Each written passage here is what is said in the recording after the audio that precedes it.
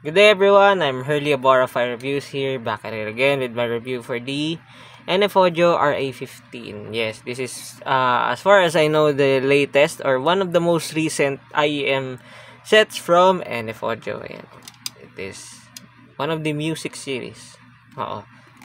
Yeah. So before we proceed, I'd like to thank NF Audio for sending this unit to me in a very, in an exchange for a very honest, syempre, and unbiased review. Rest assured, katulad naman lagi ng reviews ko, laging honest to the core yan. And based lang talaga usually sa kung ano yung naririnig ko. Oo, if ever man na may like, for example, need ng measuring rig or something, I let the other reviewers do that. Oo, kasi syempre sila yung may equipment for it.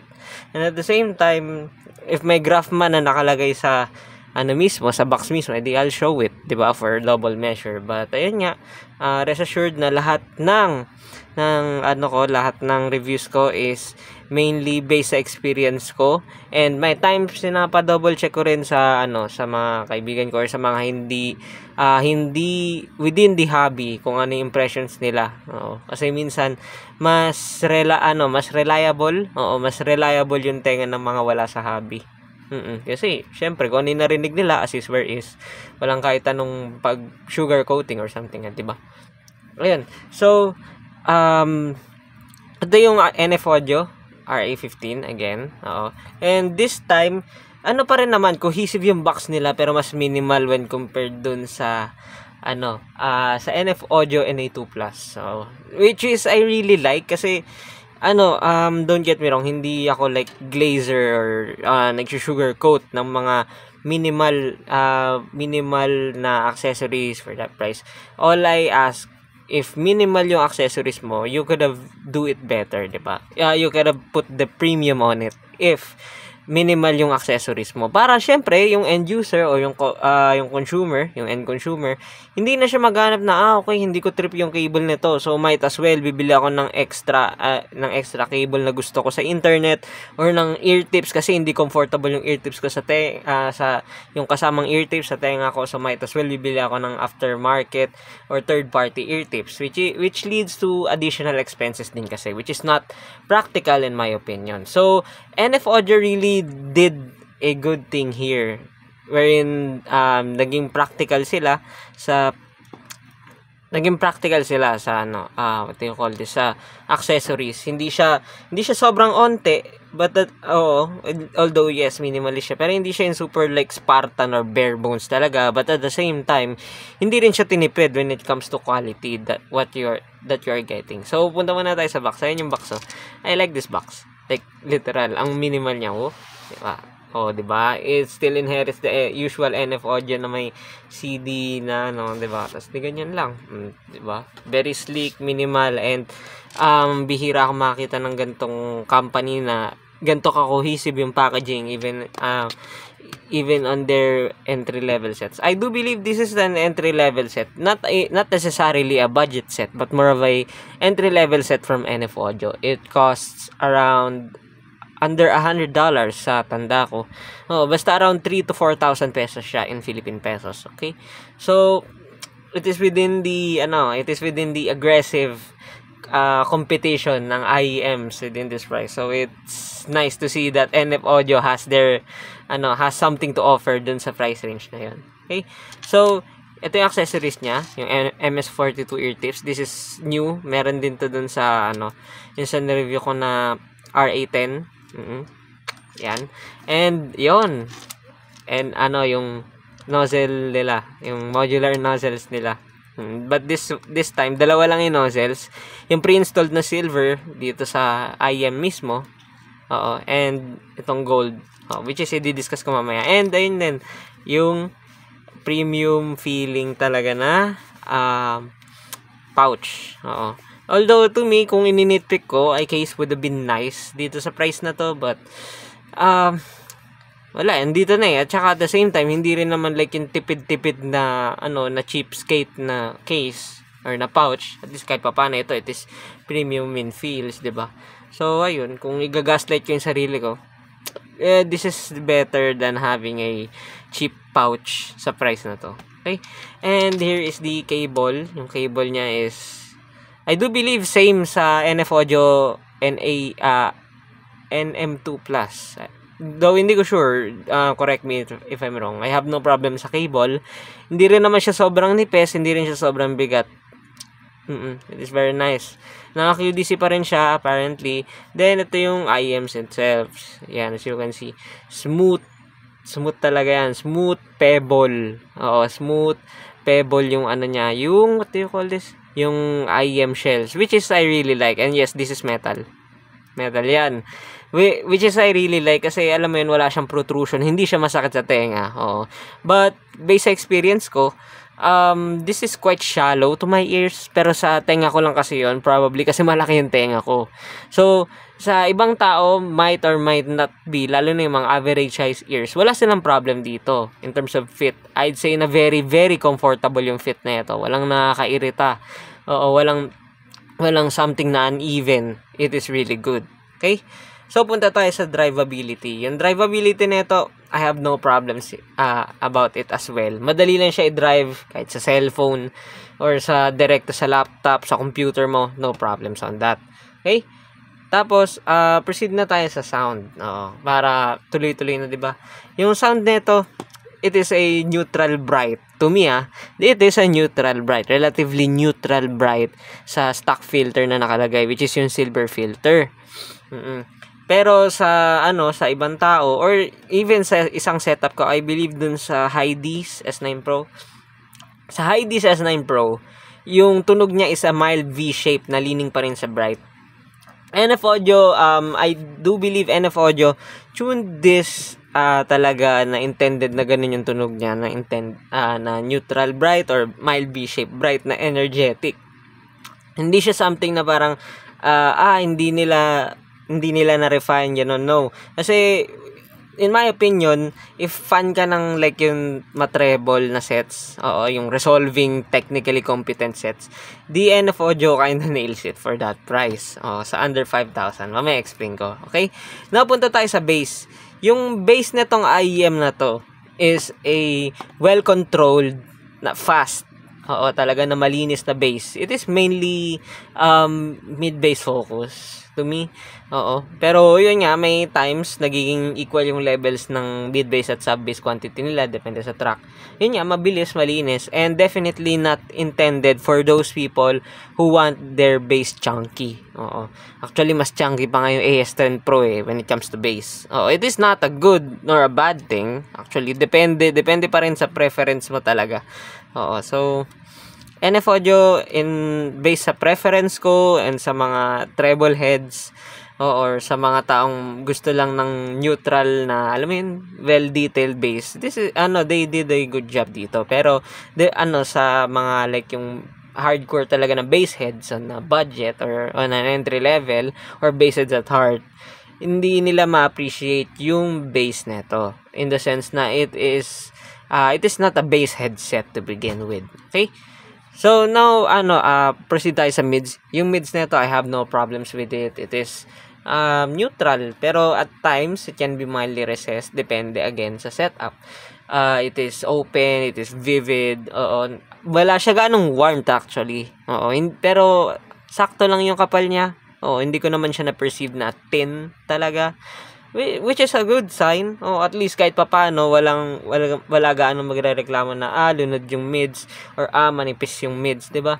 It is a really good set. In it comes sa region ng mids. Although hindi siya yung too forward to my liking, pero it is well done. Maganda yung presentation niya and yung presence yung presence ng mids. Okay? Lower mids, yun, wala nga siya ganong warmth, so walang dagdag na kapal doon. Hindi rin naman siya manipis either, so it's okay. Pagdating sa upper mids, of course, it is bright, it is forward, it is airy, maganda yung sparkle and clarity, that's for sure. But at the same time, it has peaks. There's no denying in that na may peaks. Yung RA15 na naka-stock, naka-pre-installed stock silver na filters. There's no denying in that. So, yung mga very sensitive sa region na to or sa treble in general will not may not appreciate this, in the sense na yun nga, may mga peaks siya and very evident siya sa mga test tracks ko na ayun, na leaning na parang medyo ma-sparkly or sibilant prone yung ano nila, yung upper mids or yung upper regions, which is for example, katulad ng sinabi ko nung mga huling reviews ko, Stick With You ng Pussycat Dolls. Ayan, example yan. May ano talaga, mararamdaman mo yung guhit ng S. Pero hindi naman yung piercing na nakakairita. Pero yun nga, energetic kasi siya. So, definitely hindi ko siya mai-recommend for those people na sensitive yung tenga sa upper frequencies. Okay, now as for the treble, yung treble niya katulad ng upper mids, it is well extended, bright. Hindi naman din siya splashy. Oo. Nang tawag doon, airy siya. Very good yung detail retrieval. Talagang very competitive yung NF Audio pagdating doon and sa later regions. I'll explain. Yun, in general, maganda yung treble niya. I have no problems with it, but definitely, if hindi sana yung gagamit sa brighter treble or brighter upper frequencies, this is not for them. Or probably hindi nila magustuhan in the first place. Okay? Now, punta tayo sa technical performance. Dito, surprisingly, I can confidently say na si NF Audio, na gawa niya yung best niya na ma-trickle down yung technical performance nung music at saka nung nung monitoring series niya na NM2 Plus and NA2 Plus. They did well with this one kasi na-trickle down siya dito. Oo. Yung ang hindi lang nakuha nila talaga, which is understandable naman, is yung soundstage. Yung soundstage, yes, sure, it is bright, pero hindi siya kasing immersive ng NA2 Plus. Lalo na pag pinag-compare mo side by side. To me, it isn't a problem. It is more of a nitpick actually kasi wide enough na siya sa price na to. Wala na akong i-complain for it. Oo. Yung separation, yung layering, nakuha niya yung sa NA2 Plus. Also, yung imaging rin. Maganda, malinis, kahit na busy in tracks, hindi siya parang nagkakaroon ng mishmash, hindi siya nagkakaroon ng putik. Hindi tunog putik, ganun. It is a very technically competent IEM when it comes to that region. So, commendable yung NF Audio doon sa technical performance. Okay, so, iyan na natin tong yung nozzle filters niya. Itong yung nozzle filter niya, ang nagagawa nito is tinatame daw niya upper frequencies. So, ang napaperceive ng tenga, natin, parang nadadagdag din siya ng warmth, or at least sa tenga ko, 'di ba? Pero one thing's for sure, yung upper frequencies nito is nato-tone down talaga. Very toned down, yung upper frequencies niya. At times, parang nasabi ko pa nga na parang kulang yung treble energy. Probably hindi rin ako kasi sanay. Kasi binabaran ko talaga yung RA15. Actually, lahat ng IEMs ko, binababaran ko talaga. So, hindi ako, alam mo yun, wala ako gaanong room for like inconsistencies sa findings ko. So, ayun. Kung alambawa, gusto mo pa rin naman ng well-resolving set na parang gusto technically capable, but at the same time yung RA15 is too much for you, yung treble niya or yung upper frequencies niya sa stock filter, di palitan mo na lang netong gold. And by far itong ginawa ng NF Audio na nozzle, modular nozzles, based sa mga na-try ko, ito yung parang pinaka straightforward and pinakaramdam mo talaga yung difference. Ang second dun is yung SIMGOT EA500LM. Which is yun din yung kakompetensya na sa price. Actually, one of the kakompetensya na talaga sa price. Okay, now, proceed tayo sa sa comparisons. Sa stock filter pa rin to. Actually, it doesn't matter. Pareho namang maganda talaga yung silver and depende na lang talaga sa preference mo. Silver at saka gold filter. So, punta tayo sa yung mga kapresyo niya talaga, which is yung first and foremost yung Tangzu X HBB Swan NV. Yung Swan NV is a I'd say complete opposite netong RA15 in the sense na it is a warmer, thicker, lusher sounding set. yes, it can be a good or a bad thing, depende sa preference, but at the same time, yung technical performance niya is, in my opinion, A1 when compared dito sa NF Audio RA15. So there's that. Okay? Yun lang talaga yun. In a nutshell, yun na yun. No, so, mamimili ka na lang talaga which is which. At saka, ano nga pala, mas madali drive to noticeably when compared sa One NV. So, there's that. So, ayun. Yung next naman na i-compare natin is itong Tangent 4U. Tangent 4U in a monitoring filter. Kaya ako siya nakaset na monitoring filter kasi by far siya pa lang yung pinakakakaiba yung tuning sa price niya. Yung monitoring filter na hindi automatic apparently. So there's that. Okay? So pag when compared sa sa RA15, it is a literal leaner na evident yung sa bass roll off niya when compared sa RA15. Yung mids niya, it is a bit more forward, but at the same time, it can be perceived as leaner nga talaga, unlike ng RA15. Well, yung yung vocals, walang problem dun. I mean, they are nearly the same.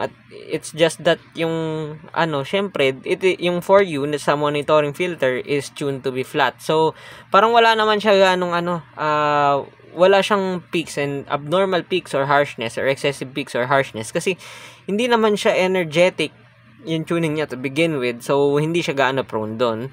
But at the same time, yung technical performance din netong Tangent 4U is a bit behind when compared sa RA15 given na magkapresyo lang sila halos Oo. So, ayun.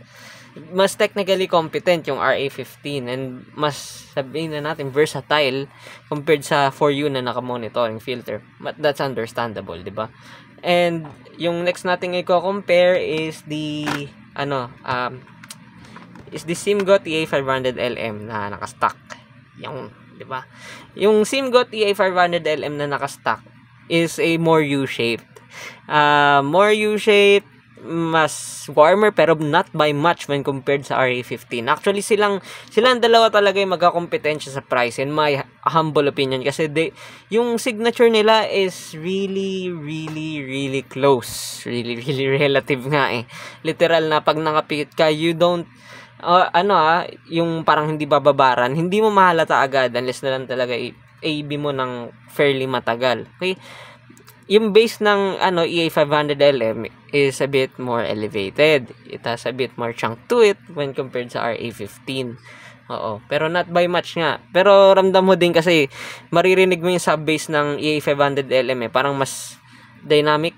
Ayun yung term na naiisip ko when compared doon.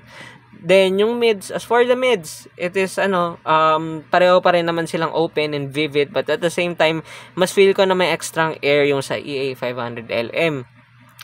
Yung sa treble, I'd say na parang mas extended. Mas extended and mas airy yung RA15, but not by much when compared sa EA500LM. Sa technical performance, no doubt, mas wider yung EA500LM pero hindi naman tunog masikip pag nag-AB sila ng RA15. Mahalata mo lang talaga. Then the rest like yung imaging, separation, layering are more or less the same. So pipili ka na lang talaga. And by the way, both rin is what do you call this? Madali i-drive. Ayan, that's for sure. Yung case nila is magkaiba. Yung hard case kasi yung sa EA500LM wherein yung sa RA15 is a pouch na mas premium looking and at the same time mas premium yung feels. So, kung papipiliin ka sa dalawa, it is a matter of preferences na lang talaga kung anong gusto mo. Oo, kasi both of them are really, anong tawag doon? They are nearly identical. Actually, nagkatalo nga lang kapag yung EA500LM is naka-red filter. Oo, yung naka-Harman filter. Ayun, kasi mas naging chunky. But at the same time, natapos yung technical performance ng EA500LM when compared sa RA15 na naka-gold nozzle. 'Di ba? Pareho silang warm by that time if ganun yung ginawang testing. But at the same time, lamang yung RA15 doon to me kasi hindi siya super warm, hindi siya super Harman, but at the same time, nandun pa rin yung warmth and yung technical performance na I really like dito sa RA15. And lastly, ko compare natin siya sa bigger brother niya, which is yung NA2 Plus. Well, yung NA2 Plus is actually they're nearly the same. Oo, ng tuning. It's just that if magiging specific and nitpicky tayo is W shape to me yung NA2 Plus na ayun nga na mas may warmth siya when compared sa RA15 sa stock filter. Oo. Na-inherit ng RA15 yung technical performance ng NA2 Plus maliban sa soundstage based sa sinabi ko kanina, 'di ba? Oo. So, syempre, yung better option doon, of course, is the NA2 Plus pa rin. Kasi wala siya ganong compromises if we're talking about NF Audio house sound, NF Audio's homage to their sound. However, if we're talking practical and gusto mo pa rin straight NF Audio, I'd say just pick the RA15 kasi it is much more recent in terms of technology. Yung sound niya is not that far and sabihin na natin around 90% the same sa NA2 Plus. So you won't be missing out that much. And mas better din syempre yung kasamang ear tips which is the MS42. Kasi yung NF Audio NA2 Plus, it has been here for years now. Yeah, isa yan sa mga unang IEMs ng NF Audio. Even nung fairly newbie pa lang ako is nag-exist na yan. So, 'di ba? Medyo sabihin na natin outdated yung a bit slightly outdated na yung tech niya, yung kasama niyang inclusions and accessories. Kaya yun, if we're talking practical, RA15 of course. There's no doubt in that. So, anong verdict ko sa RA15? Well, si RA15 to me, if mahilig ka sa bright sounding sets or wala kang qualms sa bright sounding sets katulad ko, it is by far one of the best IEM under 100 USD. I can confidently say that. I own the SIMGOT EA500LM which is still the best.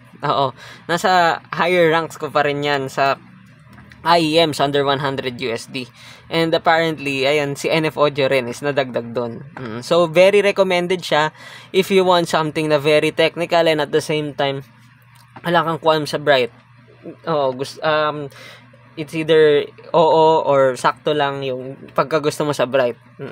The NF Audio RA15 is one of the best sets out there. Actually, sa mga na-audition ko, one of the best sets siya when it comes to sa brighter sounding sets kasi mahirap gumawa ng ng bright sounding na IEMs na matino. Yung hindi nakakairita yung upper frequency. Sobrang hirap ito nun. It's either you lose some treble, at the same time you lose some technical performance rin, lalo na sa stage, if hindi natono ng maayos. So, ayun, well done NF Audio. I can confidently recommend the RA15 to everyone. As long as na A, mahilig ka sa bright, B, wala kang problema sa bright, and C, gusto mo ng technical performance na excellent sa price niya, which is under 5,000 pesos, di ba? Okay, and that ends my review. Again, I would like to thank NF Audio for sending this unit to me. I am really actually nung una, akala ko hindi ko siya magugustuhan kasi there are mini impressions na this sounds this sounds that, to their liking. Pero nung narinig ko, I personally like and nagamit ko siya talaga almost daily kahit sa labas. Talaga nagamit ko yung RA15. So that ends my review for the RA15.